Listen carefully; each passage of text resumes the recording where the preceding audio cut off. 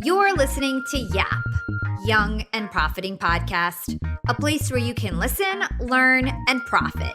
Welcome to the show. I'm your host, Hala, and on Young and Profiting Podcast, we investigate a new topic each week and interview some of the brightest minds in the world. My goal is to turn their wisdom into actionable advice that you can use in your everyday life, no matter your age, profession, or industry. There's no fluff on this podcast, and that's on purpose. I'm here to uncover value from my guests by doing the proper research and asking the right questions. If you're new to the show, we've chatted with the likes of ex-FBI agents, negotiation coaches, world-famous cartoonists, self-made billionaires, CEOs, and best-selling authors. Our subject matter ranges from enhancing productivity, how to gain influence, the art of side hustles, and more. If you're smart and like to continually improve yourself, hit the subscribe button because you'll love it here at Young and Profiting Podcast. Today on the show, we're chatting with Mark Manson, a best-selling author, speaker, podcaster, and blogger. His most recent book, Everything is a Book About Hope, debuted at #1 on the New York Times Bestseller list. Mark is most known for writing The Subtle Art of Not Giving a Counterintuitive Approach to Living a Good Life, which came out in 2016 and has become a massive global bestseller with over 8 million copies sold worldwide. In this episode, we discuss the downfalls of hope and why we'll never be satisfied unless we face Mark's uncomfortable truth of life head-on. We also dig into his guidance for better adulting. For example, gaining more self-control by better understanding the relationship between our thinking and feeling brains, and enhancing our growth mindset with the concept of anti-fragility, which welcomes pain as a means to gain strength and resilience.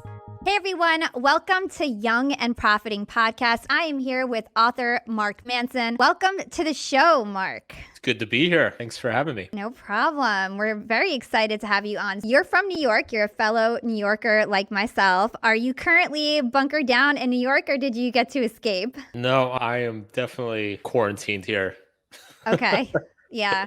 I ended up going to New Jersey. My whole family got coronavirus. I had coronavirus. I survived. Wow. It was terrible. It really was. But I'm happy to be in New Jersey where I can at least go outside and get fresh air. So I feel sorry for you because going outside in New York is the last thing anybody wants to do. It's not pleasant. It's I usually go out for a walk every couple of days, but you start walking around and it's like, it smells like garbage and there's crap all over the sidewalk and you're like, why am I doing this? Yeah.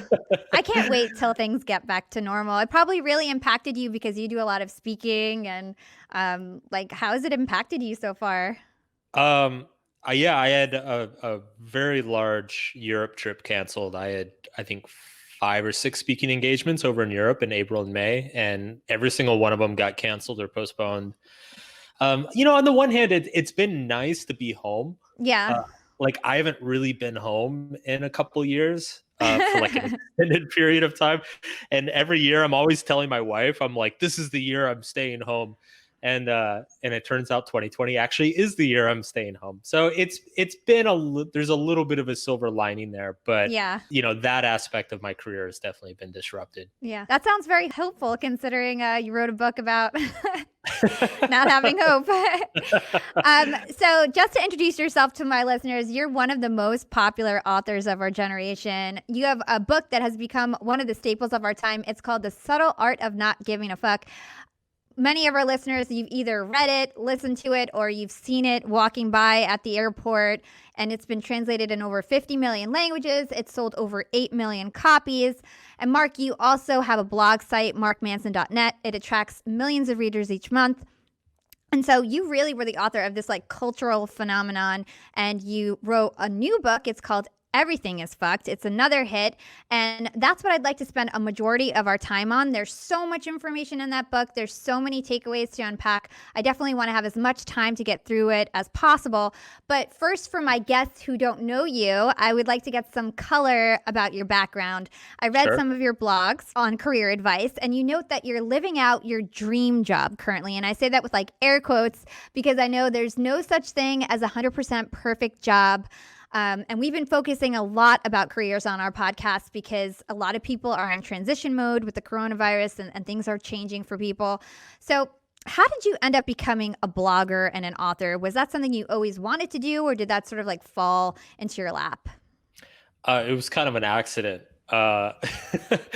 See, I graduated from college in the last crisis we had, which was the financial crisis in 2008, and there was like zero job market, and I kind of bounced around a few odd jobs. I lived on a friend's couch for a while, and I started doing freelance web design. And around the same time, I read Tim Ferriss's 4 Hour Work Week, which talked about building online businesses and automating them, and how you could work 4 hours a week and go live and play in Argentina or whatever. And I was like, hell yeah, I'm in. That sounds perfect. And so I spent the next couple of years trying to actually build e-commerce sites and like affiliate marketing sites. And it turned out that like I was kind of bad at it. I'm not a natural salesman or marketer. And but the funny thing was at the time, blogs were kind of like all the rage back then. And so when did you start? I started blogging in 2008. Okay. And so if you wanted people to come to your website, if you wanted to rank on Google, if you wanted, you couldn't really, there wasn't much sharing on social media back then. Yeah. You had to be blogging. You had to be posting articles and coming up with stuff. And so that's actually how I ended up blogging. I never, originally it was just to like promote these crappy affiliate sites I had. And it turned out I was much better at blogging than I was e-commerce. Yeah. And by 2011, 2012, blogging was all I was doing. Yeah, you are such a good writer. So many people like really like your writing style because it's so different. It's like a breath of fresh air. It's like a little witty and cheeky. So props to you. I actually had a website as well. I had an entertainment news website from like 2010 to 2013. And I think that was like the height of blogging. But I couldn't monetize it. And so I shut that down. And your blog is one of the only blogs I think that really has been able to monetize. You've got like a premium subscription. What would you tell somebody today in 2020 when it comes to blogging? I know you also have a podcast, which is sort of like the audio version of a blog, in my opinion. So would you recommend like starting a blog or a podcast, or do you think those things are saturated now? I definitely think blogging's in a tough spot. What happened with blogging is just that all of the smaller and medium-sized websites, they couldn't monetize anymore, or they got eaten up by larger networks and large websites. So people went to Huffington Post, started writing for Huffington Post or Business Insider or whatever. So it's a tough spot to start. And I don't want to discourage anybody from blogging, but if you're looking to build a content business, blogging is probably one of the worst options right now. I totally agree. If I was starting today, I would start a podcast or a YouTube channel. Those are the spaces that are still growing very quickly. Those are the spaces where there's still a lot of opportunity. Like the big media companies haven't totally figured out what works or how to do it. Yeah. And so those are always going to be the spaces where young hustlers have an advantage. I totally agree. And I'll be more frank with my listeners because I have a more personal relationship with them. I would totally avoid blogging if you don't blog yet, because unless you're Mark Manson or, who was able from back then when it was like at its peak to get all these subscribers and things, it's really hard. And I would suggest working on something like he mentioned, like podcasts or YouTube instead. Okay, so we have limited time, and like I mentioned, your new book, Everything Fucked, has so much content, and I definitely want to get into some of the key takeaways that I found. Just to kind of summarize, in my opinion, at a super high level, what this book is about, it's really about becoming an adult, and not just any adult, but the best adult that you can be. And some people think that like when you turn 18, you automatically become an adult, but that's not really the case. Actually, 13% of adults actually behave and think like adults, according to some studies. We'll get into that later. I just want to say that I read that book. It was great. I felt like I was getting a philosophy lesson with a modern twist, and I really learned about philosophers I didn't really know much about, like Nietzsche and Kant and Plato. And so I want to just say thank you for writing something that's like easy to understand for somebody who's not really into philosophy. And so I want to go back to when you actually started first writing this book. So it released in May 2019, so I'm assuming you wrote it like the year before. At that time, why did you think that everything was fucked?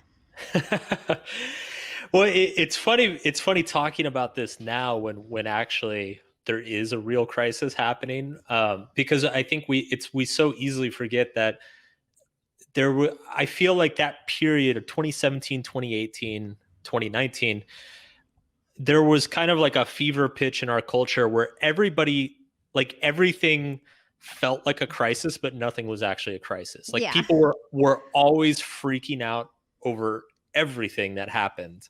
Uh, Whereas, you look out the window and everything's great. And, it's job market's best it's been in 50 years and economy's doing great. And all the metrics in terms of like life expectancy and health and education are like all-time highs.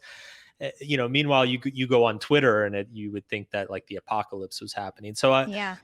the book was very much written to address that. Like, what is it about not just our culture today, but kind of our generation, that we get so worked up about things, and trying to put those things in perspective.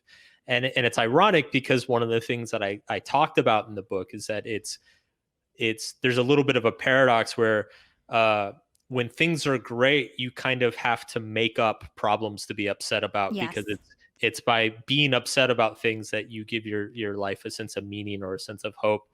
And then it's when things are actually fucked up as they are right now. Yeah.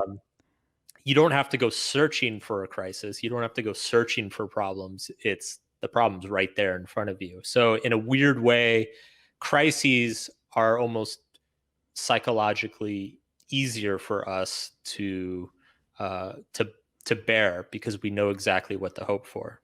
Yeah. So it's almost like when things are going so great, we end up making it worse for ourselves because we imagine things to be so bad, or we make things that otherwise we wouldn't otherwise think are bad, just to like kind of satisfy our need to have a crisis and our need to kind of like hope for something. So tell us what the definition of hope is in your opinion. Like, how do you define hope? I define hope as some sort of vision of the future that we believe will be better. And what's interesting is that whenever there are a couple of things that are interesting about, I guess, that definition of hope. One is just simply that if we don't have some vision of our future that is better, that's when we fall into depression or despair. And so one of the things I talk about in chapter 1 is that the opposite of happiness is not sadness or anger. The opposite of happiness is hopelessness. Is a sense that nothing we do matters. Nothing that we do will affect any sorts of change. Yeah. But the other thing about that vision of a better future is that paradoxically that it's easier to have hope when times are bad, and it's more difficult to find hope when things are good and comfortable. And so for me, that's I present. There's a lot of statistics like, suicide is the highest in the wealthiest and safest countries in the world. People who, once they reach middle class or upper middle class, you see things like depression, anxiety, mental health issues start to increase. And that doesn't really make sense. But when you look at it in terms of the difficulty it comes with hoping for something better in the future, it kind of explains that. Yeah. And so I know that a way that we can kind of deal with the issue of hope is to deal with something you call the uncomfortable truth and take that head on. Can you explain that concept to our listeners? Sure. The uncomfortable truth is that, in the grand scheme of things, the vast majority of the things that we say and do are not going to matter Yeah. period. It reminds me of like when I was at school, I remember taking an astronomy course and like just learning how vast the universe is and how like long the history of the earth is and how many billions of people have come before, Hmm. and it's just like that feeling of smallness and Yeah. insignificance, and it's like wow. And I was really upset over what my mom said this morning, like it just seems so trifling by comparison.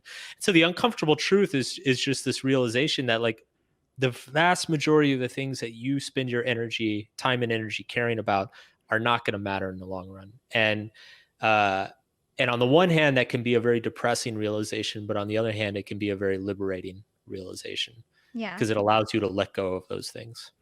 But how would somebody get motivated from that? Or is your point not to motivate someone from the uncomfortable truth? Is the point for the person to feel like less stressed about everyday life? Like, what's the point of acknowledging that uncomfortable truth?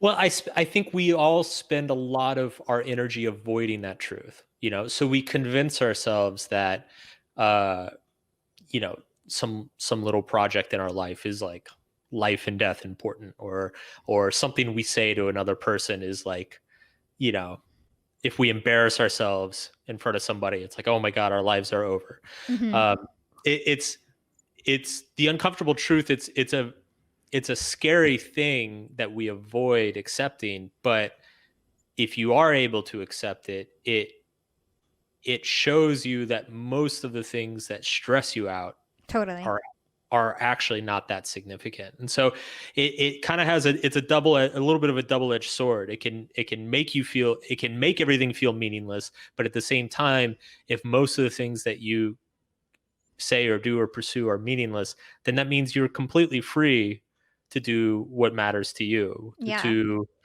There's no excuse to not embarrass yourself or to not fail at something or to not pursue a dream or to not tell somebody that you love them. Because we're all going to die anyway. So you might Yeah. as well live each moment to its fullest. Yeah, totally. It's like gives you some perspective and also helps you with your priorities and makes you realize that like this big problem that I have isn't really that serious. Who's going to remember it when I die? Who's going to, so that's a good point. Something else in your book that I really thought was interesting was the concept of the thinking and feeling brain. And so this is something that people have been talking about for a long time. In the Christian era, I think that people thought that it was more like the thinking brain that was in control, but now more recently people are saying it's really the feeling brain that's in control of our mind. You have this awesome analogy of the conscious car. Would you explain that to us and help us understand your perspective between the thinking and feeling brain and how they react with each other? Sure. So the consciousness car is, if you think about the two aspects of our minds, kind of the emotional side of the mind and then the more rational side of our mind, most of us operate under the assumption that the rational side of our mind is like the adult in the car who's driving and is in charge, and the emotional side of our mind is like the obnoxious kid in the passenger seat who just like won't shut up and is like demanding ice cream all the time. Mm-hmm. And a lot of what we understand as being like a disciplined, mature human being is like teaching that kid and that the emotional side of our brain to just shut the fuck up for like 40% of the time, so that the adult, like the rational part of our brain, can like get to work and do the right things and be like a functioning human being. But what's interesting is that if you look at psychological research, it's like it turns out that we're all very driven. It's actually the emotional side of our brain is the one that's driving the car, Mm-hmm. and it's the thinking part of our brain is very good at explaining our emotional impulses in a way that sound very reasonable and rational, but they aren't necessarily. And so really we are very impulsive creatures. We all make most of our decisions based on our emotions, based on our feelings. And if we're not aware that we're doing that, then the rational side of our brain is kind of enslaved by our emotions to always just justify whatever we feel about ourselves. And so what I argue in that part of the book is that instead of trying to work against our emotions, or like suppress our emotions or deny our emotions, Mm-hmm. we need to work with our emotions. Yeah. We need to understand the role that each part of our mind plays, because the emotional side of our brain is incredibly important. It determines our motivation, it determines our inspiration, it determines where we feel value and significance in our lives. And so if we deny that part of ourselves and just try to be rational all the time, then we're kind of gutting ourselves of the meaning in our lives. So what I argue is that we should get the two sides of our brains talking to each other and Yeah. listening to each other, which is difficult because they kind of speak different languages. But in my opinion, that's kind of what emotional, or I would say even mental health Yeah. is having the rational side of our brain and the emotional side of our brain interacting with each other and understanding each other. So give us like a real example of doing that, like a situation where, like, let's give an example of like you don't feel like going to the gym, but you know that you should. Like, what's the dialogue that you should be having in your head? Right. So, if you feel like you should be working out but you're not, we've all experienced that before, and most of us, we judge ourselves. We're like, "Man, I'm such a loser. I can't get out of bed and go to the gym." And that's we see it as a failure of willpower. We see it as a failure of kind of like our rational side of our mind. But the fact of the matter is until we are emotionally motivated to go to the gym, until we enjoy going to the gym to some extent, we're not going to go. We're always going to find a reason not to go. Yeah. And so in that sense, it's an emotional problem. It's not a problem of knowledge. It's not a problem of willpower or whatever. So if we understand that, what we can do, instead of like trying to will ourselves to the gym constantly, what you can do is you can set up your environment in such a way in that you make it enjoyable to go to the gym. So maybe you find a friend who goes to the gym with you, and it's, in that way, if you wake up and you're supposed to meet your friend at the gym at 8 a.m., like the fear of embarrassment of not being there, and you're like your friend arriving and you not, like that is an emotional motivation that will get you out of bed and go into the gym. Another way to do it is to hire a trainer and be like, well, I spent all this damn money, so and I'm going to feel awful if I don't use it. Mm-hmm. So it's using different things. It's using your rational mind to create parameters and circumstances that make something emotionally enjoyable to do. Yeah, it's like it's almost tricking your feeling brain into something that you want to do. Totally. Yeah. Totally. So another piece of this thinking and feeling brain in your book that you talk about is how the thinking brain tries to maintain a sense of hope. And we were talking about hope before. Can you help us understand the connection with that?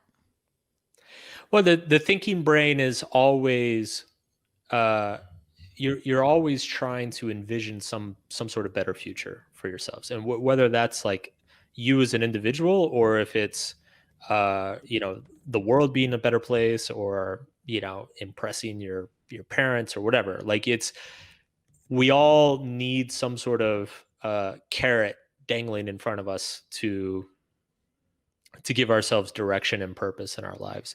And so one of the thinking brain's job is to kind of come up with those sorts of things, is to figure out that equation of, if I do X, then I will be happy, or whatever. Yeah. Okay, so let's move on to another big topic, which is pain and the pain and values. Now, you say pain is the currency of our values. I thought this was super powerful. Help us understand why you think that like pain is what really keeps us motivated and things like that. Well, generally, people like to avoid pain, but the problem with avoiding pain is that we only value things in our life in proportion to how much we feel we have to give up for it. So, if you think about, uh, if you think about like a spoiled child, like a child that's just given everything he or she wants, Yeah. the reason these spoiled kids grew up to be like awful human beings is because they never understand the value of anything. Yeah. Everything is just, it's just a frivolous thing for them to experience from moment to moment. And it's only when you're able to go through some sort of challenge or hardship, that you are able to understand like what is worth sacrificing for and what is not. Yeah. It's only once you've lost something that you understand how valuable, how meaningful it was in your life. And so I just, through all my work and all my books, I consistently make the argument that pain and suffering is important. Yes. And not only is it impossible to get rid of pain and suffering, but like we need to have pain and suffering, because that psychologically it is kind of like the fuel that generates our sense of meaning and importance in the world. Yeah. And so it's not a question of getting rid of pain. It's like choosing better pain. Totally. Essentially. Yeah, and we can go back to the workout example. Like the more you kind of put yourself in pain with working out, the more you're able to keep working out and kind of like build that strength. And everything is pain. When you're happy, it's just like your pain is alleviated. When you're sad, it's your pain is amplified. So it's like basically like stakes in your life. Like pain is basically stakes in your life. So let's talk about anti-fragility. This is a really cool concept that you have. And basically it means that we need to kind of, like you said, choose our suffering and be okay with choosing pain and not avoiding it. Can you tell us more about that? So anti-fragility comes from Nassim Taleb. It's a really cool idea where he talks about how, the opposite of fragility or being fragile, it's not necessarily being robust. It's actually being anti-fragile, which is you gain from pain or disorder in your life. And so if you look at things like the human body or the human mind and human mind are actually, they're not resilient, they're anti-fragile. Like the reason you get stronger at the gym is because you are breaking your muscles down and making them stronger. The reason that you get better after failure is because you are breaking down a lot of your assumptions and beliefs and your fears and building up better experiences over them. And so in that sense, it's by actually inviting certain amounts of pain and struggle into your life, you make yourself a stronger individual with far more potential. And one of the big arguments of the book, and what I fear, is that, in our culture, there's been it's becoming so taken for granted that, we're all supposed to be happy and we all deserve to be happy and we all deserve to have a great, easy life and nobody should suffer and all this stuff. And yes, we should try to get rid of injustice. We should try to get rid of people who are predatory or people who are evil, but you shouldn't try to get rid of suffering, because suffering is necessary for growth. It's necessary for making people stronger, more resilient, more mature human beings. And so what I fear is that as our culture kind of has turned towards this obsession with positivity and feeling good all the time, we are losing that ability to grow from our pain and our failures. Yeah. And I think you say this in the book. You say that everything you do, everything you are, everything you care about is a reflection of your choice. Your relationships, health, work, emotional stability, your integrity, your breadth of your life experience. If any of these things are fragile in your life, it's because you've chosen to avoid pain. I think that's so powerful, because it's so true. The way that you grow is through pain. So let's stick on that a little bit. Tell us about how pain helps you grow, and how if you don't choose to accept pain and if you avoid pain, how you kind of stay, as an adolescent and you don't ever really, grow up to be an actual adult. Tell us about that. I think for me, and I define this in the book, but like what defines an adult or just being a mature, healthy individual is that ability to understand what is worth suffering for and when is it worth suffering for it. In the simple example of, like, say, a romantic relationship, for that relationship to grow, you have to understand when a fight needs to happen. It's some people, and I think kind of younger, more idealistic people, their idea of a good relationship is a relationship where you just never fight. But it's like, that's not a healthy relationship, because that means you're hiding things, you're pretending things are not happening. and that makes you more fragile as a couple. Whereas if you get very good at noticing the things that need to be addressed and being able to address them, even though you're going to fight about it, it's going to be painful, you're going to be angry at each other for a day or two. If you're able to do that, you actually become a stronger Yeah, your unit bond is stronger. for it. It's the same thing in business. If you've got employees that are messing up, like, you can't just pretend they're not messing up. You have to say something. Or if you've got a coworker that's screwing around, you have to say something. There's so many instances, everywhere you kind of look in life, there's like a skill set of understanding what pain is necessary for growth to occur, and then having the ability to step into that pain. I loved the fact that you brought up how like pain can strengthen relationships. So just to relate to that a little bit, my listeners don't really know this. I haven't really shared this, but I shared it on LinkedIn, but not on my podcast. I actually went home to take care of my whole family who got coronavirus. So like my mom, my dad, my brother, and my brother was home from California, and we haven't spent that much time together in a long time, and it was such a hard time, but now I feel so close to my brother and my mom and everything, because it's like we like went through that crazy time together, and we'll never forget that. And it sucked. It was horrible, but at the same time, like my relationship, particularly with my brother, is like so strengthened because we went through this horrible experience together. So it's funny how like even if it's a horrible experience, there's always some silver lining, and actually, like, that kind of pain can grow a really big bond. Yeah, absolutely. I talked about this in my first book, Subtle Art. I said that if you think about the most important experiences of your life, like probably 3 out of 4 of them were negative experiences. Were like very, like a breakup, a death, losing a job. Like these all, they're horrible in the moment, but like when you look back on them years and years later, you're like, wow, I'm so glad that happened. I'm such a better person for that happening. Yeah. So you say that living well does not mean avoid suffering. It means suffering for the right reasons. So tell us, what do you suffer for? What suffering do you do to provide value in your life? Well, I stay inside. That's one way I suffer for the right reasons.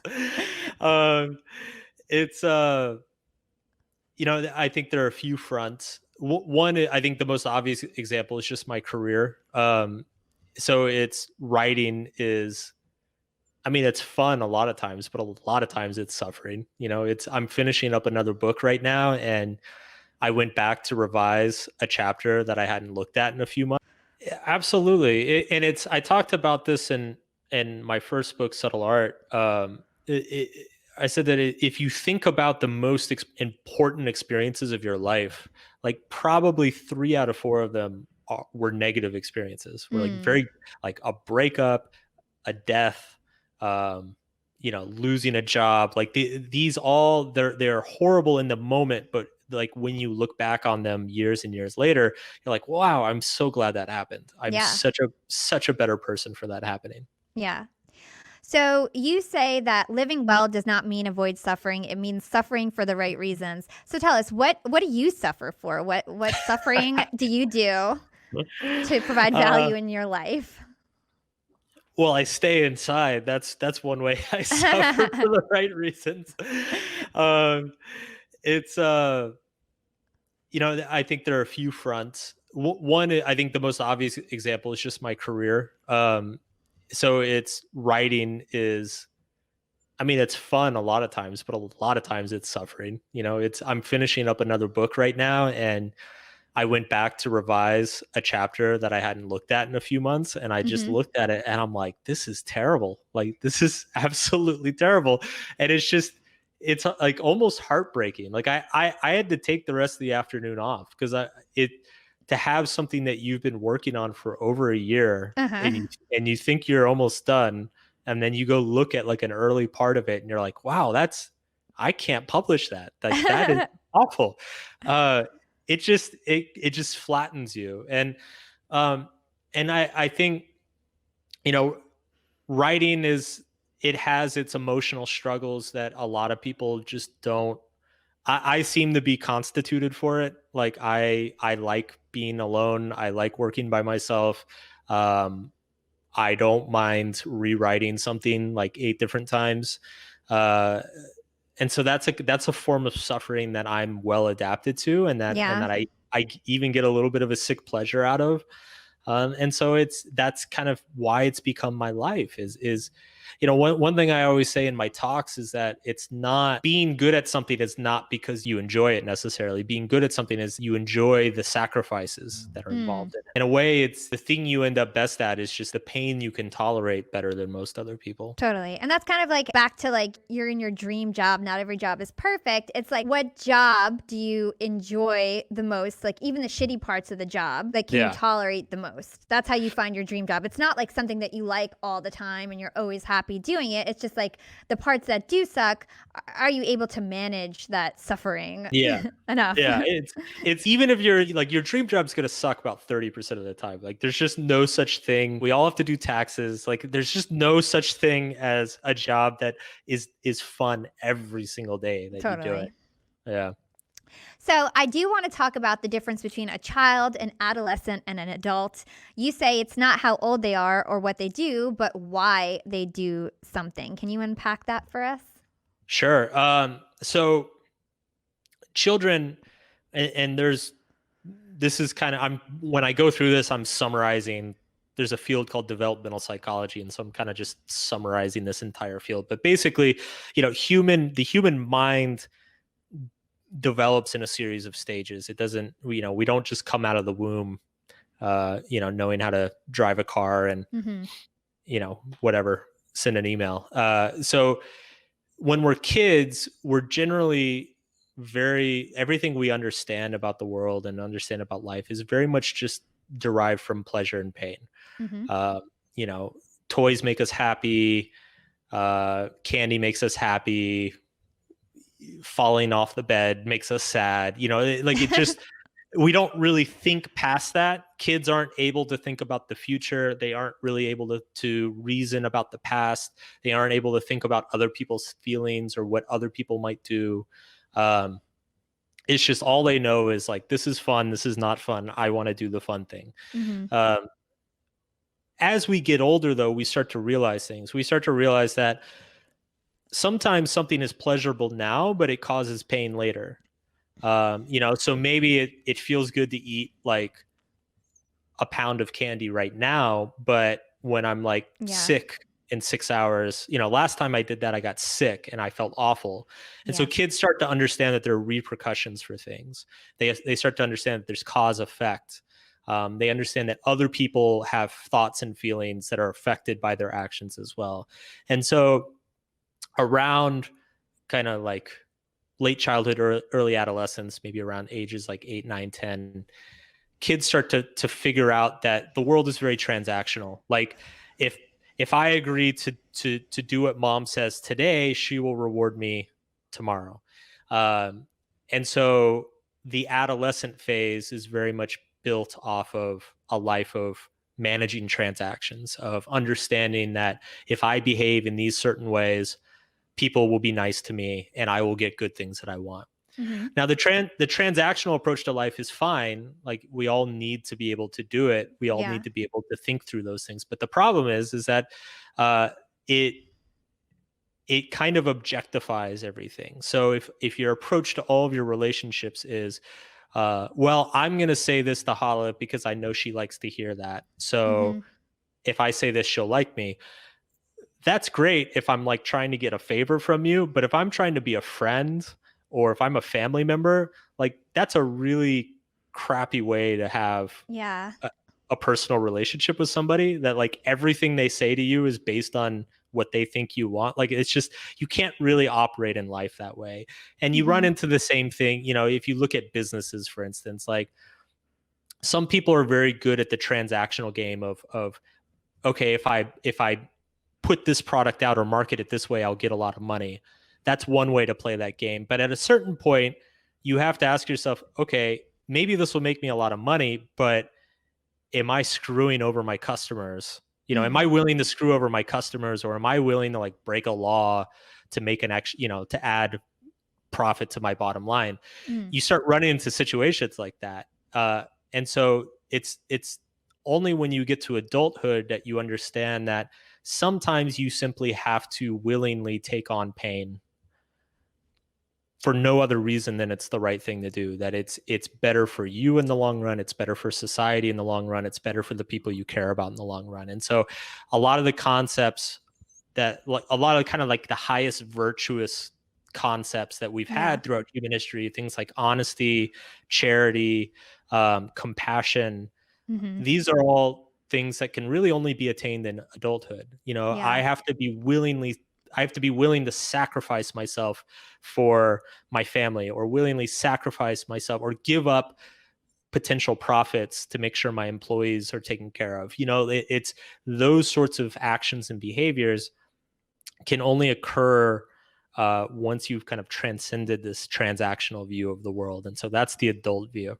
Yeah, and if I remember correctly from your book, to think and act like an adult, you need to endure pain, you need to abandon hope, and you need to let go of the desire for more pleasant and fun things. And you have to act unconditionally. That's something else that Yes, I the remembered. unconditionality. Yeah. Yeah. I mean, and the thing about adulthood, I mean, I go kind of hardcore on it. Yeah. But I think people should understand that it's like an ideal, like we don't, it's, and I even mentioned that often this kind of ideal, this like selflessness of adulthood, is something that's been canonized and crystallized in religious myths and heroes and stories and things like that. Like, no, none of us are actually like fully that way all the time. Yeah, it's impossible. We've all still got like our inner child that like just wants to fucking drink ice cream for the next 3 hours, and then we've all got the adolescent in us who's like, maybe I can scheme a little bit and get a little bit more for myself. Like, it's those things you never completely leave those things. Yeah, it's like, what point of the spectrum are you on? Totally. So one of the other topics, there's so much content in your book. I'm actually having a hard time like trying to grab everything that I need to talk about. This is definitely one of the hardest interviews that I've had in terms of tying everything together.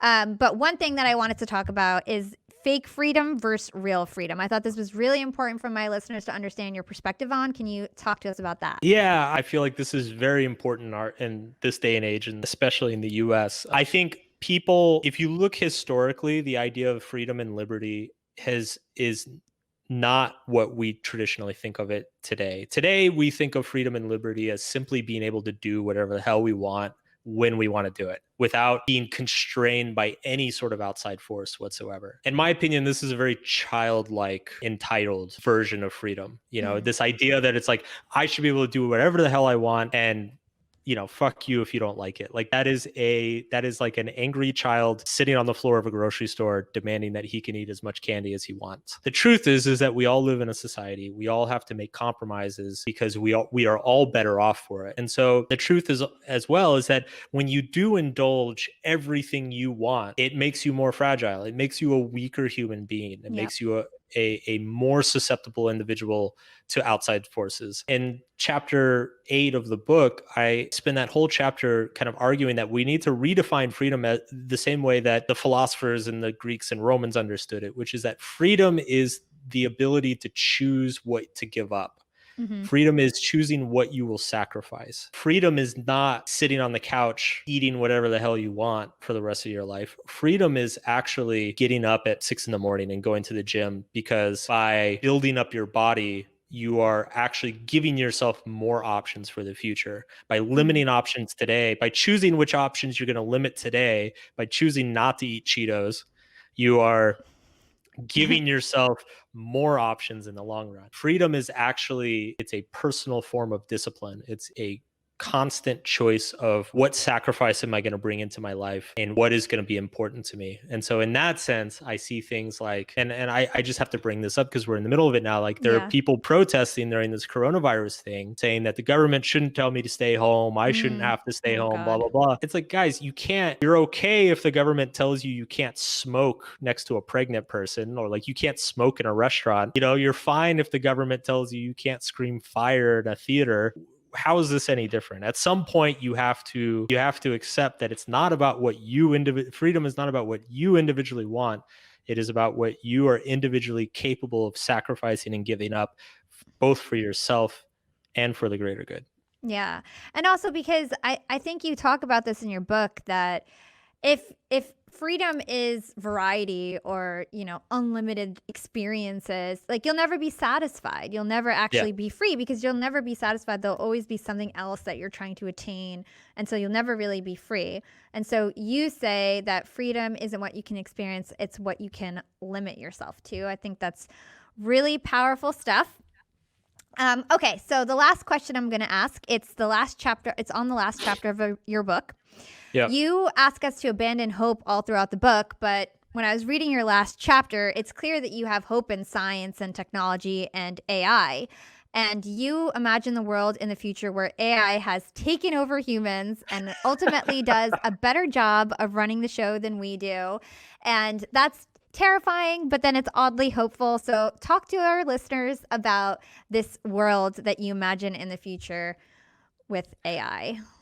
Well, first I would argue that it's not even the future really. It's already happening. I think the AI runs the world in better than humans in many ways already. The last chapter is a little bit tongue in cheek. It's a little bit just me being a little bit crazy and being like, you know what? Let's see how far I can take this. I do kind of one of the more tragic things I talk about in the book is that ultimately we do have to hope for something, but our hopes inevitably end up causing everything to be fucked. It's everything is fucked, which is why we need hope, but then it's our hopes are what cause everything to be fucked. So it's kind of like Yep. this vicious cycle that keeps happening. Yeah. And it's just kind of an inherent part of our psychology. There's not really any way around it. And so really the message of the book is like, since we can't get rid of hope, we have to just be very, very careful about what we hope for. And the last chapter is kind of my very, very careful, slightly facetious hopes, which is just that I personally think, one of the cornerstones of my personal philosophy and kind of all my work in general is that humans suck. Like we're not. Yeah. The human mind is not very well equipped to handle global ethical moral questions. It's if you look at human history, it's just full of violence and screw ups and disasters. So it's my starting point is like, if there's any way we're going to kind of save ourselves from ourselves, it's going to happen via science and technology in some form. And so that is the one thing I dare to hope for, although I am also very skeptical of my own hopes. Yeah, well, I hope our AI masters are nice to us. Exactly. They're not evil. Okay, cool. So the last question I ask all my guests is, what is your secret to profiting in life? Oh, the secret of profiting in life. I think if you just make it a habit to give more value than you consume, good things will happen everywhere. It'll happen with people in relationships. It'll happen in business. It'll happen in your own life. Like it's just build a habit of give more than you take. I love that. That reminds me of David Meltzer. Thank you so much, Mark. You have such great content. Your books are amazing. I would highly recommend everybody to go get your latest book, Everything is Fucked. You can find it everywhere. And thanks so much for your time today. Thanks for having me. Thank you. Let me just end this. Thanks for listening to Young and Profiting Podcast. If you enjoyed the show, don't forget to write us a review or comment on your favorite platform. Reviews are the #1 way to thank us, especially if you write a review on Apple Podcasts. And be sure to share this podcast with your friends and family and on social media. You can find me on Instagram at Yap with Hala or LinkedIn, where I spend most of my digital time. Just search for my name, Hala Taha. Thanks again to Video Husky, the sponsors of our show. And big thanks to the Yap team as always. Shiv, Parth, Tim, Hisham, Peter, Matthew, Danny, Boyo, and Omar. You guys are awesome. Thanks for making this show so amazing. This is Hala signing off.